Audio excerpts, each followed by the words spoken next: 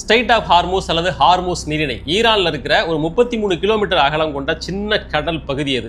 அந்த குறுகிய கடல் வழியை ஈரான் கண்ட்ரோல் பண்ணி வச்சிருக்கிறதுனால அங்கே ஏராளமான கச்சா எண்ணெய் ஏற்றப்பட்ட கப்பல்கள் தேங்கி போய் கிடக்குது. அதை வெளில கொண்டு வர முடியல. அதனால உலகம் முழுக்க எரிபொருள் தட்டுப்பாடு, எரிவாயு தட்டுப்பாடு, இது எல்லாத்தையும் ஒவ்வொரு நாள் நம்ம ஃபேஸ் பண்ணிட்டு இருக்கோம். பட் இப்போ நமக்கு எழுகிற கேள்வி என்ன அப்படின்னா, அந்த வளைகுடா நாடுகளில் உற்பத்தி ஆகிற அந்த பில்லியன் கணக்கான பீப்பாய்கள் கொண்ட கச்சா எண்ணெய் கப்பல்களை வெளில எடுத்துட்டு வர்றதுக்கு இந்த ஸ்ட்ரெய்ட் ஆஃப் ஹார்மூஸ் மட்டும்தான் ஒரே ஆப்ஷனா? வேற ஆப்ஷனே கிடையாதா? ஏற்கனவே சவுதி அரேபியாவும் ஐக்கிய அரபு அமீரகமும் இப்படிப்பட்ட மாற்று திட்டங்கள் 1-2 செயல்படுத்துறதா கேள்விப்பட்டிருக்கோம். அது எந்த அளவுக்கு சக்சஸ்ஃபுல்லா போயிட்டு இருக்கு?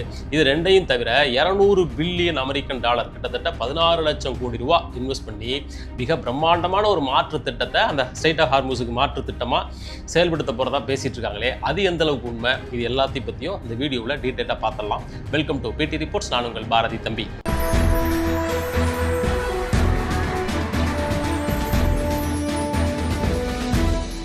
ஈரான் நாட்டோட ஹார்மூஸ் நீரிணை எந்த அளவுக்கு முக்கியத்துவமானது அப்படிங்கிறத தனியாக சொல்லி விளக்க தேவையில்ல.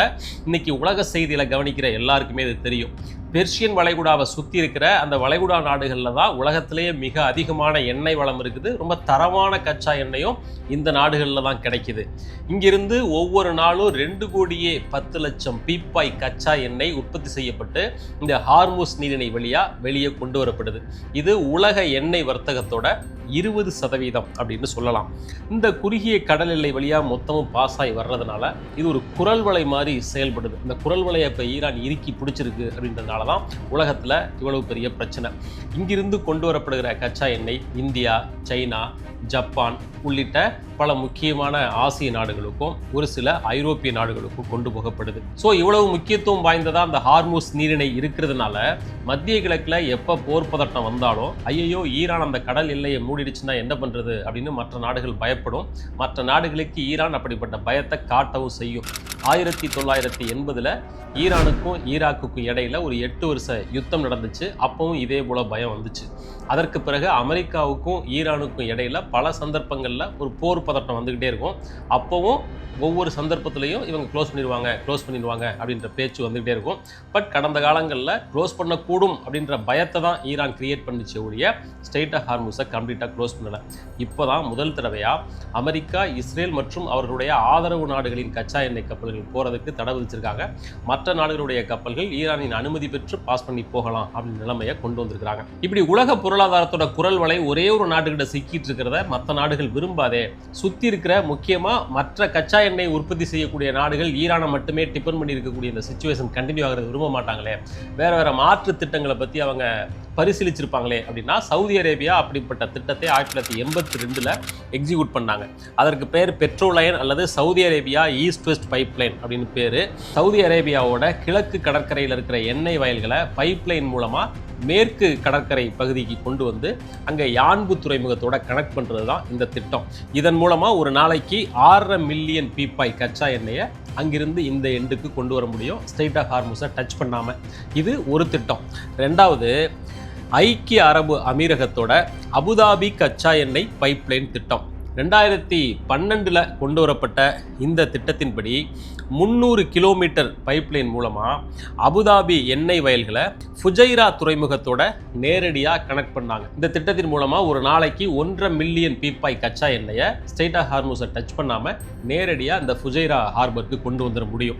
இந்த 2 திட்டமுமே இப்போ முழு திறனோட நடைமுறையில் இருக்குது அப்படின்னாலும் கூட இது ரெண்டையும் சேர்த்தாலும் ஹார்மூஸ் நீரிணை வழியாக பாஸ் பண்ணுற கச்சா எண்ணெய் ஒப்பிடும்போது இதில் வெறும் 40% தான் எடுத்துகிட்டு போக முடியும். மீதி 60% கச்சா எண்ணெய்க்கு ஹார்மூஸ் நீரிணை மட்டும்தான் ஒரே வழி. இல்லை, அதுக்கு வேறொரு வழியும் இருக்குது அப்படின்னு உலக பொறியியல் வல்லுநர்கள் இன்னொரு மாற்று திட்டத்தை முன் வச்சாங்க. அதற்கு பேர் தான் முசாண்டம் கெனால் ஸ்கீம். இப்போ நீங்கள் வரைபடத்தில் பார்க்குறதுல ஓமன் நாட்டிலிருந்து ஈரானை நோக்கி ஒரு குறுகிய நிலப்பகுதி வால் மாதிரி நீண்டு போகுது இல்லையா, இதுக்கு பேர் தான் முசாண்டம் பெனின்சுலா. இது ரொம்ப குறுகலாக இருக்கிறதுனால இந்த நிலப்பகுதிக்கு குறுக்க ஒரு செயற்கையாக கால்வாயை வெட்டினா அதை அந்த பக்கம் பெர்சியன் கல்ஃப்லேருந்து எண்ணெய் கப்பல்களை, கச்சா எண்ணெய் ஏற்றப்பட்ட கப்பல்களை அதன் குறுக்க கொண்டு வந்து அந்த பக்கம் கல்ஃப் ஆஃப் ஓமனுக்கு கொண்டு போயிட முடியும்.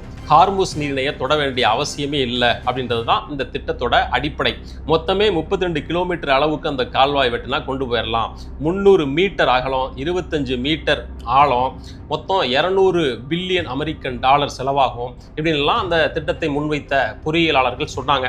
கேட்க ஈஸியா இருக்கு இல்லையா? பனாமா கால்வாய் போல, சூயஸ் கால்வாய் போல இந்த முசாண்டம் கால்வாயையும் செயற்கையாக வெட்டிட்டாக்க அதற்கு பிறகு ஹார்முஸ் நீரிணையை நம்பி இருக்க வேண்டிய அவசியம் இந்த நாடுகளுக்கு கிடையாதுல்ல. பட் அதில் நடைமுறை சிக்கல் ஒன்று இருக்குது.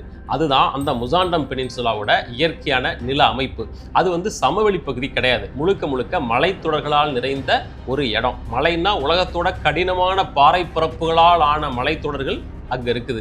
அதுவும் கடல் மட்டத்திலிருந்து 2000 மீட்டர் உயரம் அளவுக்கு அங்கே பாறைகள் இருக்குது. அப்பேற்பட்ட இடத்துல தான் குறைஞ்சு 32 கிலோமீட்டர் அளவுக்கு செயற்கை கெனாலை வெட்டணும். இப்போது அந்த பனாமா கெனாலில் வெட்டினாங்க இல்லையா, அதில் 1 கோடி கியூபிக் மீட்டர் அளவிலான பாறையை வெட்டி வெளில எடுத்தாங்க. அதுபோல் இங்கே வெட்டணும் அப்படின்னாக்க 40 கோடி கியூபிக் மீட்டர் அளவிலான பாறைகளை வெட்டி அப்புறப்படுத்தணும். அதை விடவும் 40 மடங்கு அதிகமான வேலை இங்கே இருக்குது. ஒருவேளை அது சமவெளி பகுதியாக இருந்திருந்தால் ஐக்கிய அரபு அமீரகமும் சவுதி அரேபியாவும் என்னைக்கோ இந்த கெனாலை வெட்டி முடிச்சிருப்பாங்க. ஒருவேளை செலவு அதிகமாக ஆகுது அப்படின்னாக்க அமெரிக்காவையும் கூட்டு சேர்த்துக்கிட்டு அதை செஞ்சு முடிச்சிருப்பாங்க. ஈரானுடைய மேலாதிக்கத்தை முடிவுக்கு கொண்டு வர்றதுக்கு ஒரு ரூட் இருக்குது, அது வையபிள் அப்படின்னு அவங்களுக்கு தெரிஞ்சிருந்தா என்னைக்கோ செஞ்சு முடிச்சிருப்பாங்க. மாறா இந்த இயற்கை இடர்பாடு இதில் இருக்கிறது காரணமாக மட்டும்தான் இந்த முசாண்டம் கெனால் ஸ்கீம் இதுவரைக்கும் நிறைவேற்றப்படாமல் இருக்குது. இது ஒரு காரணம். ரெண்டாவது, அந்த அமௌண்ட் பார்த்தோம் இல்லையா, 200 பில்லியன் அமெரிக்கன் டாலர், இந்த மதிப்புக்கு 16,80,000 கோடி ரூபாய் வருது. அது இன்னைக்கு இந்த திட்டத்தை என்னைக்கு எக்ஸிக்யூட் பண்ணணும்னு முடிவு பண்ணுறாங்களோ அன்றைய காலகட்டத்தில் இன்னும் சில லட்சம் கோடி ரூபாய் செலவு அதிகம் பிடிக்கும். இவ்வளவு பிரம்மாண்டமான தொகையை ஒரே ஒரு நாடு மட்டும் செலவு பண்ண முடியாது. இப்போ ஓமனில் தான் அது அமைய போகுது அப்படின்னா ஓமன்ற தனி ஒரு நாடு அந்த செலவை பேர் பண்ணிக்க முடியாது. அப்போ என்ன பண்ணுறது? யாரெல்லாம் ஹார்முஸ் நீரிணையை மட்டுமே நம்ம நம்பி இருக்கக்கூடாதுன்னு முடிவு பண்ணுறாங்களோ அந்த எல்லா நாடுகளும் சேர்ந்து தான் இந்த ப்ராஜெக்ட் காஸ்ட்டை அவங்க ஏற்றுக்கணும். அப்படின்னா Saudi Arabia, Qatar, UAE, Bahrain, Kuwait இந்த மாதிரி நாடுகள் எல்லாம் சேர்ந்து இந்த ப்ராஜெக்ட் காஸ்ட்டை ஏற்றுக்கணும் அப்படின்னு வச்சுக்கிட்டாங்க. இவ்வளோ பெரிய அமௌண்ட்டை நாங்கள் இந்த திட்டத்தில் போடுறோம், அதனால் ஓமன் எங்களுக்கு பதில் சொல்ல கடமைப்பட்டது, நான் எங்களுடைய கட்டுப்பாட்டில் தான் அந்த முசாண்டம் கெனால் இருக்கணும் அப்படின்னு மற்ற நாடுகள் ஓமன் மீது செல்வாக்கு செலுத்த முடியாது, அது ஓமனும் விரும்பாது. அப்போ அந்த ப்ராஜெக்ட் காஸ்ட்டை யார் ஏற்றுக்கிறது? அவ்வளோ பெரிய அமௌண்ட்டை உள்ளே போட்டாக்க அது ரிட்டர்ன் ஆன் இன்வெஸ்ட்மெண்ட் எப்போ எடுக்கிறது? இதெல்லாம் மிகப்பெரிய கேள்விக்குறி. இது ஒரு பிரச்சனை. மூணாவது, அந்த ஓமன் அப்படின்ற நாடு எப்போவுமே தன்னை ஒரு நியூட்ரல் கண்ட்ரியாக தான் ப்ரொஜெக்ட் பண்ணிட்டு வந்திருக்குது. இந்த போருக்கு முன்னாடி கூட அமெரிக்காவுக்கும் ஈரானுக்கும் இடையில மத்தியஸ்தம் பண்ணுற நாடாக ஓமன் தான் இருந்துச்சு. அப்படிப்பட்ட நிலைமையில் நேரடியாக ஈரானுக்கு எதிரான ஒரு புதிய செயற்கை கெனாலை உருவாக்குற திட்டத்துக்கு ஓமன் இடமளிச்சுது அப்படின்னாக்க ஈரானுடைய எதிரி நாட்டு பட்டியலில் வாண்டடாக போய் வண்டியில் ஏறிக்கிறதுக்கு சமம். அப்படிப்பட்ட முடிவுக்கு ஓமான் ஒருபோதும் வராது. இது எல்லாத்தையும் கடந்து இந்த திட்டம் ஒருவேளை நிறைவேற்றப்படுகிற சூழல் வந்தால் அடுத்ததாக மிகப்பெரிய இயற்கை சிக்கல் ஒன்று இருக்குது. அது என்ன அப்படின்னா, இந்த மாதிரி கப்பல்களை ஒரு இடத்துலேருந்து இன்னொரு இடத்துக்கு கொண்டு வர்றதுக்கு செயற்கை கெனாலை உருவாக்குறாங்க இல்லையா, அந்த இடத்துல எல்லாம் கடல் நீர்மட்ட வேறுபாடு காரணமாக கப்பலை ஒரு பாயிண்ட்லேருந்து இன்னொரு பாயிண்ட்டுக்கு பாஸ் பண்ணி கொண்டு வர்றதுக்கு லாக் சிஸ்டம் அப்படின்னு ஒன்று செயல்படுத்துவாங்க. இப்போ பனாமா கெனாலில் அப்படிப்பட்ட லாக் சிஸ்டம் இருக்குது. அந்த லாக் சிஸ்டத்துக்கு கடல் நீர் அல்லாத வேறு வாட்டர் சோர்ஸ் தேவை. பனாமா கெனாலில் சில நன்னீர் ஏரிகள் இருக்குது. அந்த ஏரி தண்ணீர் எடுத்துகிட்டு வந்து தான் அந்த லாக் சிஸ்டத்தில் பயன்படுத்தி கப்பலை அதோட நீர்மட்டத்தை ஏற்றி இறக்கி அந்த கிராஸ் பண்ணி இந்த பக்கம் கொண்டு வருவாங்க. பட் இந்த இடத்துல இந்த முசாண்டம் கெனாலில் அப்படிப்பட்ட வாட்டர் சோர்ஸ் எதுவுமே கிடையாது. ஸோ இந்த நடைமுறை சிக்கல் எல்லாத்தையும் கடந்து அது செயல்படுத்தப்படுகிற சூழல் வந்தாலும் கூட இப்படிப்பட்ட இன்னொரு இடர்பாடு இருக்கிறது. ஸோ இது எல்லாத்தையும் தொகுத்து வச்சு பார்க்கும்போது இந்த 200 பில்லியன் டாலர் மதிப்பிலான பிரம்மாண்டமான முசாண்டம் கெனால் அப்படின்ற ப்ராஜெக்ட் என்றைக்குமே ஒரு கனவு திட்டமாக மட்டும்தான் இருக்கும். ப்ராக்டிக்கலாக இது எந்த நாடும் முன்வைத்த திட்டம் இல்லை. அது ஓமனோ, கத்தாரோ, சவுதி அரேபியாவோ, ஐக்கிய அரபு அமீரகமோ இப்படிப்பட்ட திட்டத்தை அதிகாரப்பூர்வமாக எங்கேயுமே முன்வைக்கலை.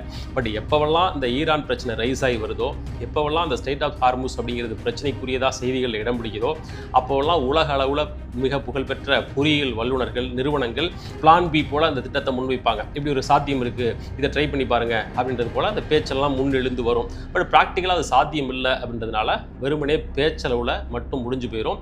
இன் ஃபியூச்சரும் கூட இந்த திட்டம் செயல்படுத்தப்படுறதுக்கான வாய்ப்பு ரொம்ப ரொம்ப சொற்பம்.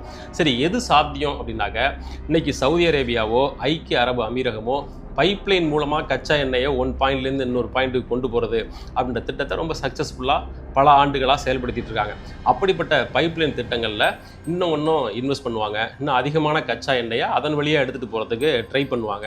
அது ஹார்மூஸ் நீரிணை மீதான டிபெண்டன்சியை இந்த நாடுகளுக்கு குறைக்கும். ஸோ அந்த வகையில் இன்வெஸ்ட் பண்ணுறதுக்கான வாய்ப்பு தான் ரொம்ப அதிகம். இதனுடைய இன்னொரு அர்த்தம் என்ன அப்படின்னா, ஹார்மூஸ் நீரிணையோட முக்கியத்துவத்தை கண்ணு கட்டிய தூரம் வரைக்கும் யாராலும் எதுவும் செய்ய முடியாது. உலகத்தோட மிக முக்கியமான எரிசக்தி போக்குவரத்து பாதையாக அதுதான் தொடர்ந்து இருக்க போகுது அப்படிங்கிறது தெள்ள தெளிவாக தெரியுது. இந்த உண்மை மற்ற யாருக்கு தெரியுதோ இல்லையோ, ஈரானுக்கு ரொம்ப நல்லாவே தெரியும். அதனால தான் ஹார்மூஸ் நீரிணையின் மீதான தன்னுடைய பிடிமானத்தை தொடர்ந்து தக்க வைத்துக் கொள்ள எல்லா முயற்சிகளையும் செய்கிறது ஈரான். இந்த யுத்தம் முடிந்த பிறகு இதற்கு முன்னாடி எப்படி ஹார்மூஸ் நீரிணை இயங்கியதோ அதன்படி இயங்காது, புதிய நிபந்தனைகளின் அடிப்படையில் மட்டும்தான் அது இயங்கும் அப்படின்னு ஈரான் திட்டவட்டமாக சொல்லியிருக்குது.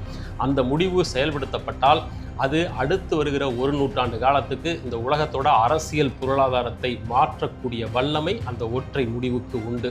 இன்னும் சுருக்கமாக ப்ரிசைஸாக சொல்கிறதா இருந்தால், அமெரிக்காவுடைய மேலாதிக்கம், அமெரிக்காவுடைய சூப்பர் பவர் அந்தஸ்து இதுக்கெல்லாம் சமாதி கட்டக்கூடிய இடமாக அந்த ஹார்மூஸ் நீரிணை அமைய அதிக வாய்ப்பு இருக்கிறது. அதை பற்றிய கூடுதல் விவரங்களோடு மற்றொரு வீடியோவில் உங்களை சந்திக்கிறேன். நன்றி.